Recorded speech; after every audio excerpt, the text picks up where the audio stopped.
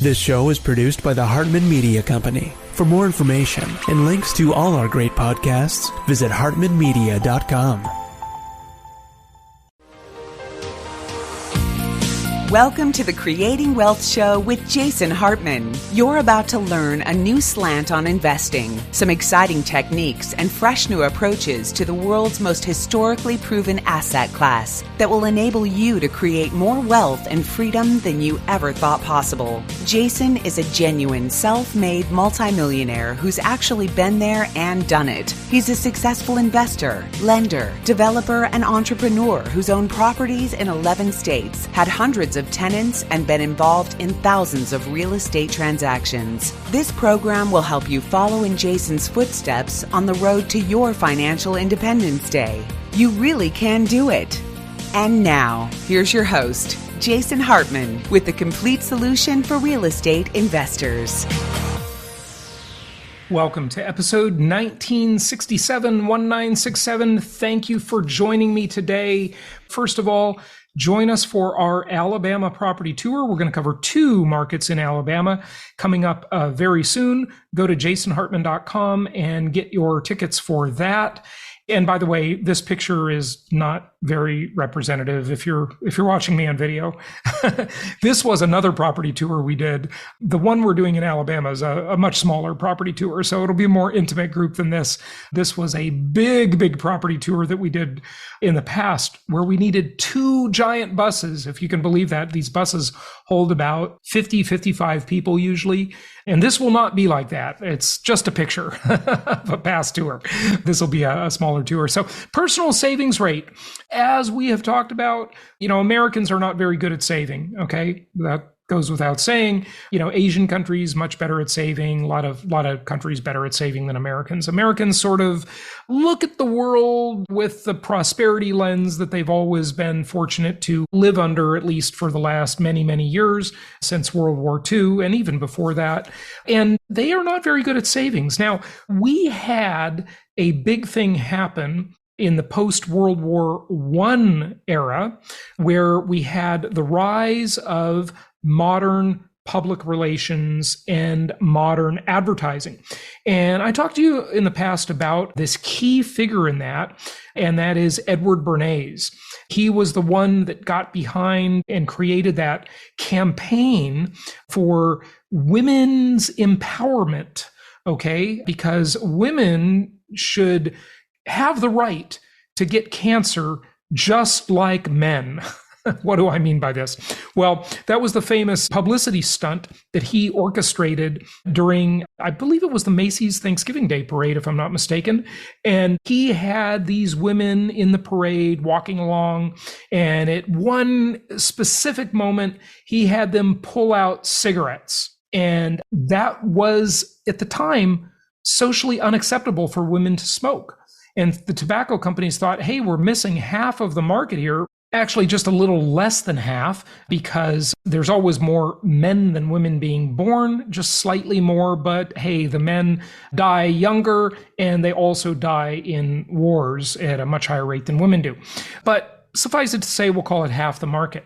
And so with this half the market, he got women to get into the consumer game and start consuming. And this whole explosion of American public relations and American advertising, Mad Men, you've certainly seen the series, Madison Avenue, the history, right? This was really a distinctly American thing. Now, because America had Hollywood behind it, and because it was the most successful country, and arguably still is, it was able to spread these ideas around the world pretty successfully. But before that, it's very interesting. Before Edward Bernays, Americans were really a pretty content group. They weren't very materialistic. And I know that's hard to believe as we sit here today and we look at the era in which we live and all of us have lived in really for the past, we'll call it 70 years, is the biggest explosion of materialism and advertising and consumption. So we've got these economies built on consumption, and that means saving is bad, debt is good, consumption is good. And I'm not saying this like I believe it. I'm just saying that's the narrative they're telling us. And so the personal savings rate, back to this, during the COVID era, everybody was sitting at home and they didn't have much to spend money on. So we see that it spiked to a very, very high level of almost 35%, and then it went down, and then another set of lockdowns started, and then it went up again, and people were getting some stimmy checks and some government aid, and there were some moratoriums on student loan payments, and people could go into a mortgage forbearance program. There were, in essence, moratoriums on rent in some places because you couldn't evict people, and so on and so forth, right? But now we see the personal savings rate has just plummeted. It's gone way down. So check this out. This is an article I just saw in one of my newsletters yesterday, and it's about the high cost of living and how it's a absolute crunch on the millennial generation. Not exactly news here. We've all heard this for quite a while now. The millennials have certainly complained about it a lot. They've got their hey boomer meme and so on and so forth. I'm a Gen Xer, so I'm just a little older than a millennial. I'm talking about them like they're another group because they are. They're a different demographic cohort than my own. What's interesting, is you got to balance this stuff out, right? They like to blame the boomers, and certainly the boomers, their parents, have some blame in this. There's no question about it. They lived in a very prosperous time, and they spent and they expanded government like crazy, and government spent into oblivion. LBJ Lyndon Baines Johnson, our former president, who probably was possibly an illegally installed president after the assassination of JFK, which, by the way, if you don't believe in conspiracy facts, well, you're missing out because there are tons of conspiracies going on all the time. You don't have to have a tinfoil hat. You don't have to be a wacko. As I always say, the United States of America was a conspiracy against the British Crown. Big deal, right? Lots of conspiracies going on all the time, right? People are conspiring against you right now. Trust me, they are. Someone wants to take away something you have, whether it be your lifestyle, your money, your freedom. There's lots of conspiracies going on. This is just life. It's not like any big deal. It's no woo-woo thing. It's just a fact of life, right? So anyway, that's when the social programs just expanded massively, right? That was his whole Great Society pitch. And then in 1971, after him, Richard Nixon took us off the gold standard. And then the spending of government was completely untethered to anything, right? They could spend on whatever they want. So every stupid program that came along, the government spent, and they had to grow the economy, because they were spending. So they knew they could inflate away the debt, and they've certainly done that, and they've impoverished millions and millions, tens of millions, hundreds of millions of people, really. Actually, possibly, if you look at the way they've exported inflation, impoverished billions of people, right? But the thing that cures that, there's a couple things that cure it. Number one, demographics can paper over a lot of these problems, because that's a rising tide that floats all the ships, but that's changing.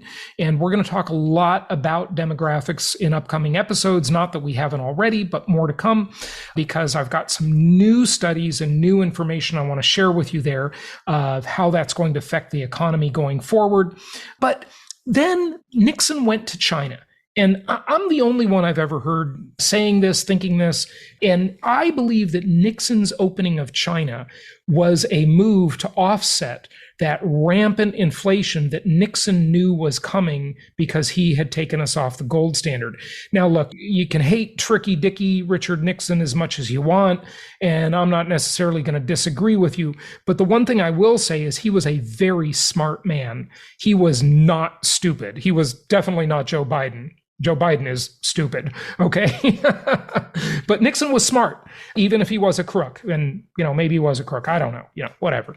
That's a lot to talk about on that. But I'll tell you, there's a great book by Richard Nixon that you should read, because it's got a lot of good life lessons in it. It's called In the Arena. I've quoted it before on this show. In the Arena by Richard Nixon. Excellent book about overcoming life's challenges and dealing with setbacks. And, Nixon has had had like more challenges and setbacks than anybody. The late Richard Nixon, of course. Anyway, so we look at this debt level of millennials. And as I've been saying since 2010, right here on the show, this is a generation of people that we need to serve. We need to cater to. They are our biggest customer base as investors, as landlords. And just going back for a minute, I know I'm kind of jumping around here. I always do that because, well, I need another cup of coffee to keep my mind straight. But the millennials blame the boomers, right? And there's definitely some blame to be placed on the boomers. But, also the boomers built the modern world. I mean, they invented so many things. They were so innovative in so many ways. If you want to see an incredible time of technological innovation, look at the 60s.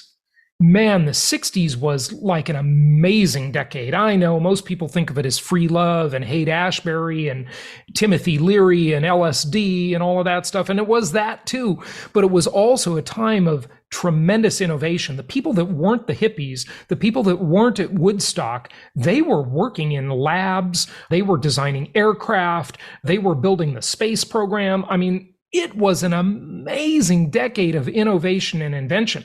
And that's all thanks to the baby boomers. So you want to insult the baby boomers, think again, right? Everybody has given and taken from society, right? We all do that. But the millennials today, even though they have this massive amount of debt, and remember, debt is really just a wealth transfer mechanism. And inflation is transferring the wealth slowly through that debt from their baby boomer parents to their millennial children through inflation-induced debt destruction. Now, sadly, most of the millennials don't have the good debt, but they do have debt nonetheless, and there is some wealth transfer going on because they borrow in today's dollars or 10-year-ago dollars or 20-year-ago dollars with their student loan debt or whatever, and I think student loan debt's a complete scam, but it is what it is. It's here. And then they pay it back with cheaper dollars as that debt is inflated away. That's inflation-induced debt destruction. Now, they'd be much better off having a house with a mortgage or some rental properties with mortgages, because that would be a much better type of debt than credit card debt, student loan debt, etc. But it is what it is.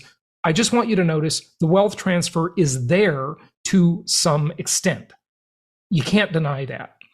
So there's the baby boomers and the millennials. But one more thing I want to say about millennials is, they need to be a little more grateful maybe of the baby boomers. And I'm not on either side here because I'm in between. I'm a Gen Xer, so I don't really have a dog in this race. But I'm not like sticking up for either generation or promoting either generation. I'm just trying to be objective about it.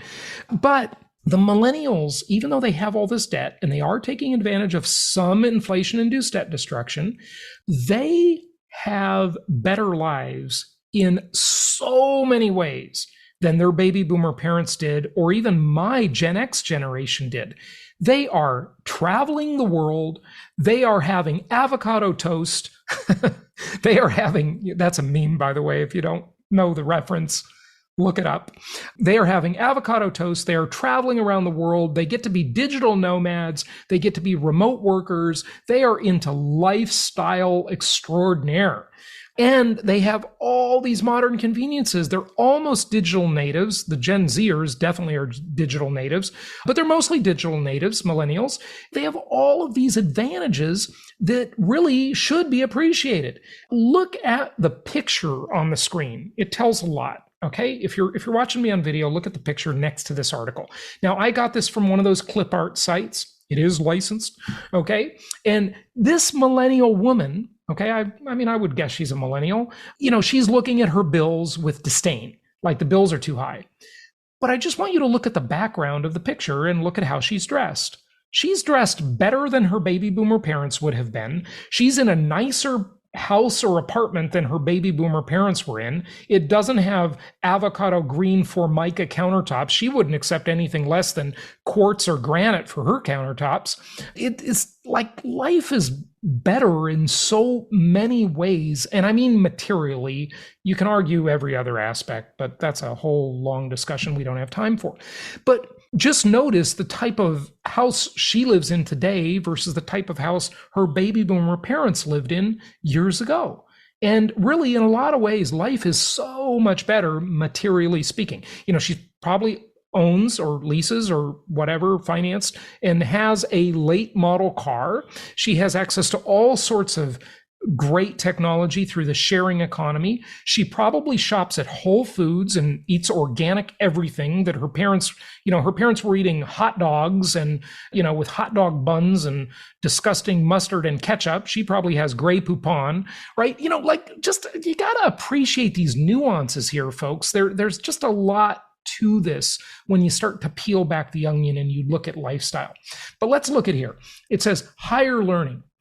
Well, we actually go here. In all, Americans in their 30s saw their total balances of debt over $3.8 trillion in the fourth quarter of last year, according to the New York Fed. That was up 27% from late 2019 and more than any other age cohort. Okay. Unlike older borrowers, TransUnion says, more millennials are behind on credit card payments since the start of the pandemic.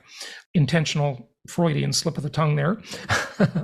Well, the New York Fed also found rising car prices have younger borrowers further behind on car payments than older generations. Okay, that's true. But look at the car. Like, does anybody ask, well, what is the house like that they're getting? What is the car like that they're getting? It's way better than the old one, right? That their parents had. So, my mom, she had a broken down Buick when I was a kid. I mean, it was a piece of junk, right? So we just have to understand that there's just a lot more to this stuff than meets the eye. But the point of what I'm saying is that this is a demographic cohort that is our biggest customer base as real estate investors, and we need to serve them by providing rental housing. They don't care that much about home ownership like prior generations did. I mean, they care about it, they like it, sure, of course they would, but it doesn't live for them the same way it did for, say, baby boomers or even my generation of Gen Xers. It's just a different mentality. They like being mobile, portable, remote work, digital nomad, all this cool stuff. And yes, as they start to kind of settle down a little bit, the home becomes more and more important as they age.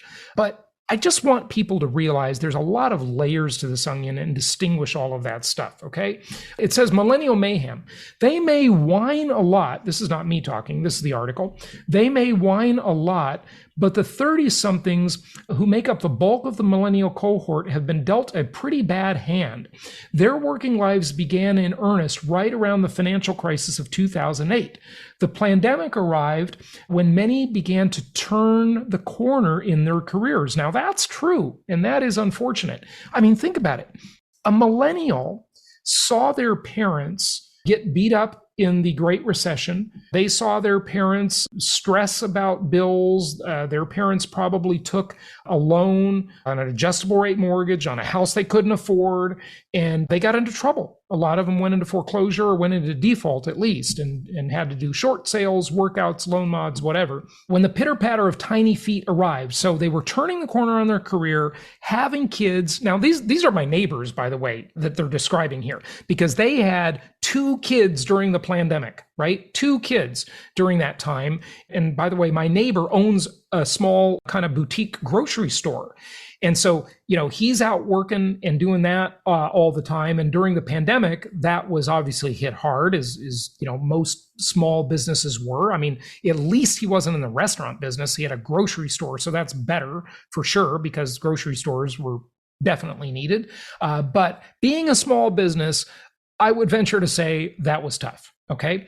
And so, the timing is not ideal, but hey, look, I was talking to a Zoomer who was at our Jekyll Island retreat for the collective over the weekend. And when we were in Jekyll Island, Georgia, he was kind of talking about, he was one of the kids of our members, and he was talking about how hard it is today and, what his generation thinks about the future. And I said, you know what, on Wednesday, you're not being shipped off to Vietnam to fight in a foreign war, right? Just think about this. There are a lot of things that are just way better, and he had to appreciate that when I said that to him, right?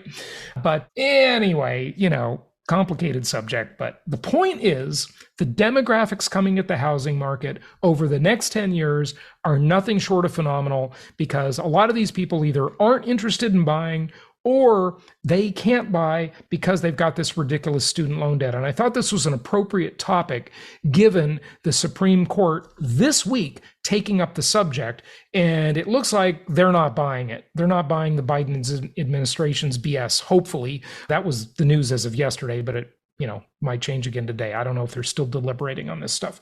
Okay, so Alabama property tour, join us for that. And here is a short educational clip for you before we wrap it up. Do you ever wonder why mass inflation is still a threat to rich countries? Some countries are privileged to have stable currencies. As the reserve currency of the world, the US dollar has enjoyed an enviable position that most countries would die to have. Except for the 1970s stagflation scare, the US has cruised along without many inflationary hiccups in its recent history. Some countries haven't been so lucky. At one point, Venezuela was one of Latin America's wealthiest countries. In fact, its wealth was so impressive that by the 1950s, it became a magnet for migration from countries like Italy, Portugal, and Spain. Oil was its primary export, but it had a growing steel and mining industry as well. Its currency, the Bolivar, was one of the strongest currencies in Latin America. In this regard, Venezuela was indeed exceptional, because Latin American currencies tended to be very volatile. However, in the 1970s, Venezuela's economic model began to change. In the middle of that decade, its oil industry was nationalized. From there, the Venezuelan state began to embark on massive spending ventures and relied on high oil prices to finance such largesse. But when oil prices plummeted, economic realities set in. Government programs do not come cheap. Eventually, someone must pay the bill. In 1983, the Bolivar underwent its most significant devaluation to date, ending a relatively unblemished track record for the nation's currency. Although many believed that this was a temporary setback, things never went back to normal in Venezuela. Towards the end of the 1980s and the early 1990s, the country attempted a series of market-based reforms with limited degrees of success. That said, the government could never contain the inflation beast. In 1989, inflation stood at 84%. Poverty was growing, and the Venezuelan populace was growing restless. Eventually, they took to the streets, with some protesters resorting to acts of violence. The government response was rather brutal, leaving hundreds of people dead. Known as the Caracazo in 1989, this crackdown was a major turning point in modern Venezuelan history. Venezuela's otherwise robust democracy started to be called into question. To make matters worse, a rising lieutenant colonel by the name of Hugo Chavez launched 2 failed coup attempts against the government in 1992. Although Chavez was imprisoned for his actions, the damage was already done. On top of that, none of the country's structural economic problems, such as inflation, were ever really addressed. Inflation reached near triple digits, 100% in 1996, and continued eating away at everyday Venezuelans' savings. By 1998, when Chavez threw his hat in the country's presidential race, Venezuelans were completely infuriated at the political system and pulled the lever for the former lieutenant colonel, who marketed himself as the anti-system candidate at the time. Unfortunately, Chavez's rule did not fundamentally address Venezuela's economic problem. In fact, his administration arguably made the situation worse, especially with regards to inflation. This goes to show that there is strong institutional inertia in politics, and even when so-called reformers come onto the scene, they're unable to roll back the policies their predecessors put in motion. Chavez's successor, Nicolás Maduro, has also failed to tame the country's inflation scourge. According to recent figures from the statistics website Statista, Venezuela's current inflation rate is hovering around 2,300% to 6,000%, which is considered hyperinflationary. From a big picture view, inflation has been a hallmark of the Venezuelan economy for the past few decades. Here's some perspective. The last time inflation was below double digits was in 1983. In effect, the average Venezuelan millennial has never witnessed a year with inflation below 10%. Here's the thing about economic upheavals. They can wreck even the best of nations. And they usually can't be controlled regardless of who is in charge. There's a lesson here, and Jason has taught you this many times. You can't control the political or economic elements, but you can take advantage of crises and benefit from them. While I doubt that inflation will reach Venezuelan heights, you should always remain vigilant about the U.S.'s economic climate. Currently, there are debates about whether the U.S.'s inflationary spell will be transitory or more durable. Jason tends to believe in the latter. Nevertheless, you should never lose your cool and think the whole world is doomed. To the contrary, inflationary moments provide a host of new opportunities for real estate investors to thrive in. And they can do so by using Jason's favorite four-letter word, debt. In this case, he's referring to mortgage, not consumer debt. Consumer debt is a big no-no in his book. But taking on a mortgage is a different story. You see, this kind of debt is an asset when inflation hits. First, you acquire an income property. Then you rent it out to a tenant. In doing so, the tenant picks up the carrying cost of the mortgage. Meanwhile, the mortgage's real value depreciates due to inflation. This infuriates the banks but creates a great opportunity for you. So learn from Jason and take advantage of his inflation-induced debt destruction strategy. It's a great time to be alive. For more information, visit jasonhartman.com. Thank you so much for listening. Please be sure to subscribe so that you don't miss any episodes. Be sure to check out the show's specific website and our general website, hartmanmedia.com, for appropriate disclaimers and terms of service. Remember that guest opinions are their own, and if you require specific legal or tax advice or advice in any other specialized area, please consult an appropriate professional. And we also very much appreciate you reviewing the show. Please go to iTunes or Stitcher Radio or whatever platform you're using and write a review for the show. We would very much appreciate that. And be sure to make it official and subscribe so you do not miss any episodes. We look forward to seeing you on the next episode.